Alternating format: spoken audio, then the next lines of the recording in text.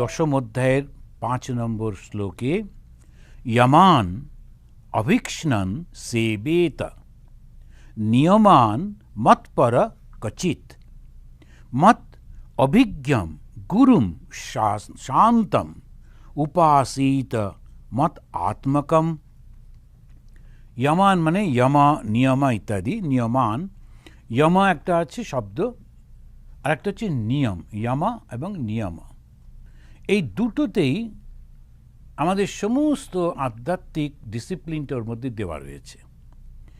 অভিক্ষ্ণম এটা ভালোবেসে করতে হবে, সেবে তো পালন করতে হবে। এটা ওরে বাবারে মারে করতে করতে পালন করে কেউ তোমাকে জোর করছে না। ধর্মজীবনটা হচ্ছে ভালোবেসে করতে হয়। জোর করে যদি করানো হয় তাহলে সেটা সেই ধর্মজীবন হয় না, সেটা একটা অদ্ভুত ধরনের সমস্যা হয়ে দাঁড়ায়। তো অনেক জায়গাতে জোর করে নিয়ে আসে, তাদেরকে সেই ব্রহ্মচারী করবে, তাদেরকে শিক্ষা দিয়ে, তাহলে একটা ভীষণ জগাখিচুড়ি অবস্থায়। যে চাইছে না তাকে জোর করে করতে গেলে খুব সমস্যা। একেবারে একটি ছেলেকে নিয়ে তার বাবা মা একেবারে গেরুয়া কাপড় টাপড় ছাপিয়ে নিয়ে চলে এসছে, খুব খুশি। ছেলে সন্ন্যাসী হবে রামকৃষ্ণ মিশনের। তারপরে নিয়ে এসে তারা আমাদের একজন প্রেসিডেন্ট মহারাজের কাছে নিয়ে গেছেন এবং কি বলছেন, মহারাজ আমার ছেলেকে আপনারা গ্রহণ করুন, ও সন্ন্যাসী হবে। তখন মহারাজ তখন তার দিকে তাকিয়ে বললেন, কি হে সন্ন্যাসী হবে? ও খুব সুন্দর উত্তর দিল, বললো না না বাবা মা হোক, আমি হচ্ছি না। কাপড় টাপড় সব রেডি আছে, আচ্ছা বাবা পরেই না হয় ঢুকে পড়ো আমার ওর মধ্যে। এখন ও ঠিকই বলেছে। এখন বাবা মা বলছে আচ্ছা দেখি চেষ্টা করে। ও তখন ওই ধর্মের পথটাকেও নষ্ট করবে, নিজের জীবনটাকেও নষ্ট করবে। ওটা কেন, কিসের দরকার নেই। আমার যখন পারবো, আমার যখন সত্যি ভালোবাসা হবে তখন আমি করব। ভালোবাসা না এলে তখন কখনো ধর্মজীবন পালন করা যায় না। যখন ঠাকুরের মন্দিরটা মুছছি তখন বললাম, ইস এ কী ধরনের কাজ করছি। আমাদের খুব সুন্দর একটা কথা আছে, একজন ছিলেন তিনি ঈশান স্কলার, এসব পুরনো সাধুদের কাছে শোনা। তো তরকারি কাটছেন, তখন আমাদের সময়ও করেছি এটা, একটা সবসময় যাতে মনের মধ্যে অহংকার না আসে সেই জন্য সাধারণ সাধারণ কাজগুলো করতে দেওয়া হয়। তো ওরা সব কয়েকজন সাধু বসে তরকারি কাটছেন। ওই ছেলেটির বাবা এসে ওকে দেখে বলছে, তুই তরকারি কাটার জন্যে সাধু হয়েছিস, বাড়ি চল, একেবারে গাড়ি ভর্তি তরকারি এনে দেবো, সারাদিন ধরে তরকারি কাট। তো এখানে বসে তরকারি কাটতে হবে কেন? ও খুব উত্তরটা অসাধারণ দিয়েছিলেন। আমরা সবসময় এটা ট্র্যাডিশনালি শুনে আসি। ও বাবাকে বলছে, বাবা সৃষ্টি মায়ের কৃপা পাওয়াই আমাদের একমাত্র উদ্দেশ্য, সে তরকারি কেটেই হোক আর যেভাবেই হোক। এখন উদ্দেশ্যটা হচ্ছে ভগবানের কৃপা লাভ করা। সে হয় তরকারি কাটতে বললো, আচ্ছা বেশ তরকারি সুন্দর করে কাটবো। ঝাঁট দিতে বললো, সুন্দর করে ঝাঁট দেবো। প্রত্যেকটা জিনিস যখন মন দিয়ে করছি তাতেই হবে। তো ওই ইয়ামা নিয়মা এগুলো না করলে হয় না। তো ইয়ামাটা কি আপনারা অনেকেই জানেন, যোগসূত্রে এটা সব রয়েছে। ইয়ামা মানে হচ্ছে অহিংসা, সত্য, অস্তেয়, ব্রহ্মচর্য, অপরিগ্রহ। প্রথমেই বলল অহিংসা। অহিংসাটা কি? যাতে কারুর কোনো ক্ষতি না হয়, ওইটাই কিন্তু অহিংসা। আমরা অহিংসা মানেই প্রথমে মনে করি আচ্ছা এইটা খাবো না, সেটা খাবো না, এটা তো হিংসা হয়ে যাচ্ছে, ওটা হিংসা। তা কিন্তু না। অহিংসা হচ্ছে খাদ্যটা একটা এমন জিনিস যেটুকু আপনি খাচ্ছেন তাতে এমন কিছু জগতের ক্ষতিবৃদ্ধি হচ্ছে না, কিন্তু মনের মধ্যে থেকে কারুর বিরুদ্ধে একটা শব্দ আমি বলবো না, কারুর কোনো কষ্ট হোক এটা আমি কখনো বলবো না, করব না। ওই হচ্ছে অহিংসা। ভেতর থেকেই একটা ভালোবাসা। কেউ একজন খুব ভালো এগিয়ে চলেছে, খুব ভালো গান করে, খুব ভালো নাচে, কোনো একটা ব্যাপারে খুব ভালো, তখন আমি তাকে ভেতর থেকেই ভালোবাসবো, ভেতর থেকেই তার প্রশংসা করব। কারুর উপর আমার রাগ আছে, কিন্তু তথাপি আমি কখনোই তার বিরুদ্ধে কাউকে বলতে যাব না। তাকে ভালো লাগে না ওই পর্যন্ত, কিন্তু তার বিরুদ্ধে বলবো না। ওইটা হচ্ছে অহিংসা। সত্য, সত্যটা কি? ঠিক যে জিনিসটি সেটিকে বুঝে সেইটুকুই বলা, ওটা হচ্ছে সত্য। অনেক সময় একটু জাস্ট বাড়িয়ে বলে দিলাম, খুব গোলমাল হয়ে যায়, খুব ভুল হয়ে যায়। কিংবা আমার মনে যেটা হয়েছে সেটাইকেই আমি রিপোর্ট করলাম। অনেক সময় ভুল করে না, সেটা ওই আমার নিজের মনে যেটা হয়েছে সেটা একটু রিপোর্ট করে দিলাম, সেটাও সত্য না। এইটা সত্য। অস্থেয়, কারো জিনিস কোথাও থেকে নিয়েছি সেটা অবশ্য স্বীকার করা, এ হচ্ছে অস্থেয়। চুরি না করা। চুরি মানে সে কি আর কার বাড়িতে শীত কাটতে যাচ্ছে, সেটা তো নয়। চুরি মানে কি, আমি কারুর একটা কথা শুনে সেই কথাটা আমি বলছি, নিজে বলছি এরকম করে, এটা খুব অন্যায়। ভগবান শ্রীরামকৃষ্ণদেবের উপদেশ অনুযায়ী চতুর্দিকে এখন সমস্ত লোক তার কথাগুলোই বলছে, না হলে কেউ অ্যাকসেপ্ট করবে না। সর্বধর্ম সমন্বয়ের কথা, ভালোবাসার কথা, এটা না বললে কেউ অ্যাকসেপ্ট করবে না। এখন পুরো জগৎটা পাল্টে যাচ্ছে। এখন আমি গোঁড়া হয়ে আমি শুধু এই পথেই থাকবো আর ওদের সবাইকে মারো, এসব বললে কেউ নেবে না এখন। সেই জন্যে পার্লামেন্ট অফ রিলিজিয়ন ওই যে ভগবান শ্রীরামকৃষ্ণ তার প্রিয় শিষ্য বিবেকানন্দের মাধ্যমে করলেন, ওখান থেকেই তো শুরু হলো একটা নতুন কুরুক্ষেত্র। এখানে কাউকে কেউ মারছে না, খুন করছে না, হত্যা করছে না, কারোর কোনো হিংসা নেই, পরস্পরকে বোঝবার চেষ্টা করছে। That's a second Kurukshetra. এই শিকাগো, সেজন্য আমি যে আসি তাকে বলি, এই শিকাগো আর একটা সেকেন্ড কুরুক্ষেত্র, যেখানে স্বামী বিবেকানন্দ দাঁড়িয়ে বক্তৃতা করলেন। ওই হচ্ছে সেই যেখানে যেন কৃষ্ণ গীতা বলছেন। তিনি সমস্ত লোককে নিজের দিকে আনছেন, এনে বলছেন, দেখো দেখি কোথায় পার্থক্য আমাদের। তুমি যে ভগবানের কথা বলছো সেটাই একমাত্র পথ, এটা তুমি বুঝলে কি করে? ওর পথ দিয়ে গিয়ে দেখো না। যদি নাও যাও অন্তত ওকে বাধা দিও না, নিন্দা করো না। এইটাই হচ্ছে আসল। তো একজন খ্রিশ্চান ফাদার এসেছিলেন আমার কাছে। তো আমরা যে বেদান্ত সোসাইটির তরফ থেকে শিকাগো থেকে একটা তৈরি করছি, হোম অফ হারমনি। উনি বললেন, আমি এটা যখন শুনলাম, কোথাও যেন পড়লাম, আমার খুব ভালো লাগলো এই কনসেপশনটা, হোম অফ হারমনি। এখন তিনি একটা ক্যাথলিক ফাদার, খুঁজে আমাকে চিঠি দিয়ে দেখা করে গল্প করে খুব খুশি হয়ে যাচ্ছেন। এখন এটা কেন? আমার জন্যে হোম অফ হারমনি নাম দিয়েছি বলে না, শ্রীরামকৃষ্ণের। এখন এক একজন অবতার আসেন, এক একটা ঢেউ। এই ঢেউটা কি বর্তমানে? সমন্বয়।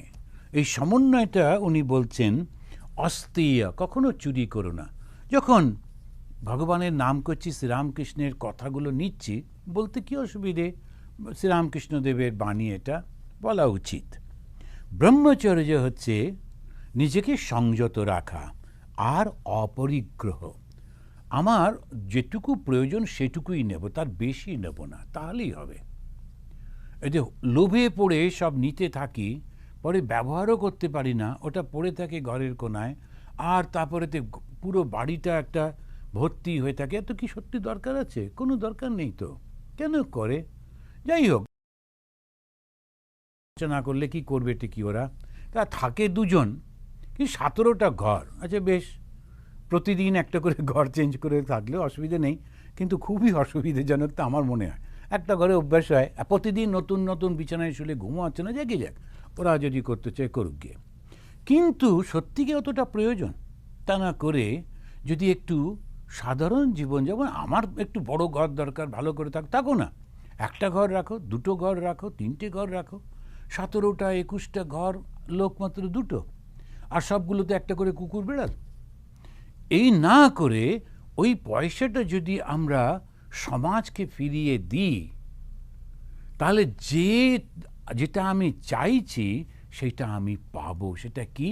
নাম, যশ, প্রতিপত্তি, মানুষ ভুলবে না। এটাকেই বলছে অপরিগ্রহ। অপরিগ্রহ মানে নেব না করা নয়, আমার যেটুকু দরকার সেটুকু নেব, কিন্তু তারপরে আর আমার যেটুকু প্রয়োজন নেই, কোনো প্রয়োজন নেই। নিয়ম কি? শৌচ। খুব সুন্দর পরিষ্কার পরিচ্ছন্ন হয়ে থাকা, শৌচ। যখন কাজ করছি, হাত পা নোংরা হয়ে যাচ্ছে, শরীর নোংরা, তারপরেই সুন্দর করে পরিষ্কার পরিচ্ছন্ন কাপড় জামা পরে বসতে হবে। সারাক্ষণ নোংরা হয়ে থাকতে হবে কেন? এ হচ্ছে শৌচ। সন্তোষ, খুব কন্টেন্টেড। আমি যেটুকু পেয়েছি খুব ভালো, অনেকে অনেক কিছু আরও বড় বড় আছে। আচ্ছা, ওটা ওদের কপালে আছে, ভগবান দিয়েছে, ওদের ক্যাপাসিটি আছে, পাক না, আমার কি? আমি যেটুকু পেয়েছি সেটাতে আমি খুব খুশি। তো একজন ভদ্রমহিলা এসেছিলেন, খুব রাগ ও স্বামীর ওপর, অথচ স্বামীটা কি দারুণ পড়াশোনায়, নিরীহ টাইপের ছেলে, গ্রামের ছেলে, কিন্তু ওর কিছুতেই সেই ভদ্রমহিলার স্যাটিসফ্যাকশন নয়। ও এইটা পাচ্ছে না, ও ওইটা পাচ্ছে না, গ্রিন কার্ড পায়নি। যে আরে গ্রিন কার্ড কি ওর হাতে আছে? এখন তারপরে আমি না পেরে যখন কয়েকদিন এসে খালি এরকম করেন, তখন একদিন এসে বললাম, আচ্ছা আপনার বোনের কোথায় শ্বশুরবাড়ি? এরকম কোথাকাছি, কলকাতায়। তুললেন, তা আপনি যখন যান আমেরিকা থেকে, একটু গর্ববোধ হয় না যে আপনি আমেরিকা থেকে আসছেন? আত্মীয় স্বজন সব দেখা করতে আসেন আপনার কাছে? বলে হ্যাঁ, আমাকে তো খুব। তাহলে ওইটা তো আপনার স্বামী দিয়েছে না? ও এখন এখানে আপনাকে একটা প্যালেসে না রাখলেও আপনাকে এই স্ট্যাটাসটা আপনার সমস্ত আত্মীয় স্বজন বন্ধু বান্ধবের মধ্যে এতখানি তো আপনি পেয়েছেন। যখন আমেরিকা থেকে যাচ্ছেন, বাবা মা গর্ববোধ করছে, আমার মেয়ে জামাই আসছে আমেরিকা থেকে, আমার নাতনি ভালো করে বাংলা বলতে পারে না, ইংরেজিতে কী সব বলে, সব হচ্ছে। এখন ওইটা তো অন্তত আপনার স্বামী দিয়েছে, তাতে কেন সন্তোষ হচ্ছে না? তাতে কেন স্যাটিসফ্যাকশন আসছে না? আপনার বোন তো সেটা নিয়ে কিছু বলছে না, ও কীরকম সুন্দর ওখানেতেই রয়েছে।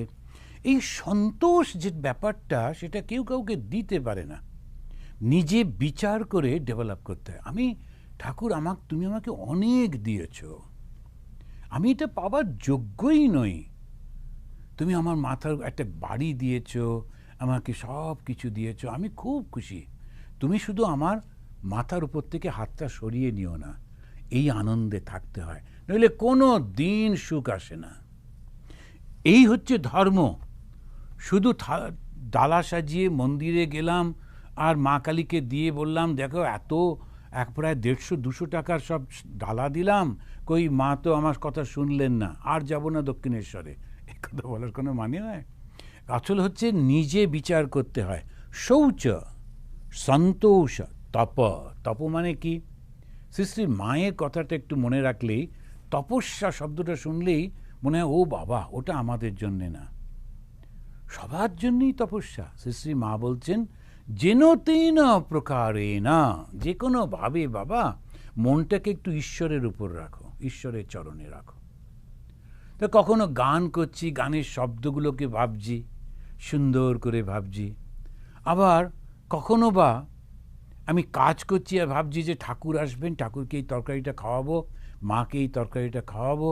তারপরেতে যখন আপনি একলা একলা রান্নাঘরে রান্না করছি, মনে হচ্ছে মা বসে আছেন, মাকে গল্প করছি, মা এই তরকারিটা এরমভাবে করবো, ওইটা এরমভাবে করবো। সারাক্ষণ শুধু ওই চিন্তাটা করছি, মায়ের চিন্তা হচ্ছে। এই নয় যে জব করছি, গল্প করছি মার সঙ্গে, গল্প করছি ঠাকুরের সঙ্গে। ওইটাই হচ্ছে তপস্যা। মনটাকে আমি কিছুতেই এদিক ওদিক যেতে দিচ্ছি না, সারাক্ষণ ভগবানের চরণেতে মনটা রাখছি। স্বাধ্যায়, স্বাধ্যায় মানে কি? শ্রদ্ধায় হচ্ছে শ্রদ্ধার সঙ্গে অধ্যয়ন করা। আমরা যখন কোনো কিছু পড়ি, ঝটঝট করে পড়ে যাচ্ছি, তারপরে তো বলা, ও তুই এই বইটা পড়েছিস, আমি তো কঠোপনিষদ শেষ করলাম, তো তোরা এখনও শেষ করতে পারিস নি, কোথায় আছিস বল। এসে এখন খুবই ভালোই কঠোপনিষদ শেষ হলো, কিন্তু শ্রদ্ধার সঙ্গে পড়ছি কি? প্রত্যেকটা শব্দকে সুন্দর করে বুঝে শ্রদ্ধার সঙ্গে পড়ছি। যখন পড়ব তার আগে প্রার্থনা করছি যে ঠাকুর, এই যে বইটা আমি খুললাম, এটা যেন বুঝতে পারি, এটা যেন আমি ধারণা করতে পারি, এটা যেন আমার জীবনে কাজে লাগে এবং আমার কাজ কর্ম এবং বাক্যের মধ্যে দিয়ে অন্যের উপকার হয়। যে কোনো জ্ঞান ওই যদি শ্রদ্ধার সঙ্গে করি, ভক্তির সঙ্গে করি, ওটা তখন শ্রদ্ধায়। ঈশ্বর প্রণিধান, ঈশ্বরকে ডাকা, ঈশ্বরকে ভালোবাসা, সেটা হচ্ছে ঈশ্বর প্রণিধান। তাহলে এই দুটো করতে হবে কি, 5টা 10টা এবারে আমাদের ডিসিপ্লিন পালন করতে হবে। ওরা কি করলেন, খুব চালাক, প্রথমেই 10টা বলে লোকে ভয় পাবে, সেজন্য একটা ছোট্ট ট্যাবলেটের মধ্যে দিয়ে দিলেন, বললেন 2টো মাত্র, ইয়ামা নিয়মা। এবারে আপনি 2টো ছোট ছোট ট্যাবলেট যেই খুললেন, তখন দেখলেন ওর মধ্যে 5টা ছোট ছোট প্যাকেট রয়েছে। ওরে বাবা, এবারে অহিংসা, সত্য, আস্তেয়, ব্রহ্মচর্য, অপরিগ্রহ, শৌচ, সন্তোষ, তপস, শ্রদ্ধায়, ঈশ্বর প্রণিধান, এই 10টা যখন আমরা করছি তখন তার মনটা ঠিক ঠিক ধর্ম পালনের উপযুক্ত হয়, তা না করলে হয় না। শান্তি শান্তি শান্তি।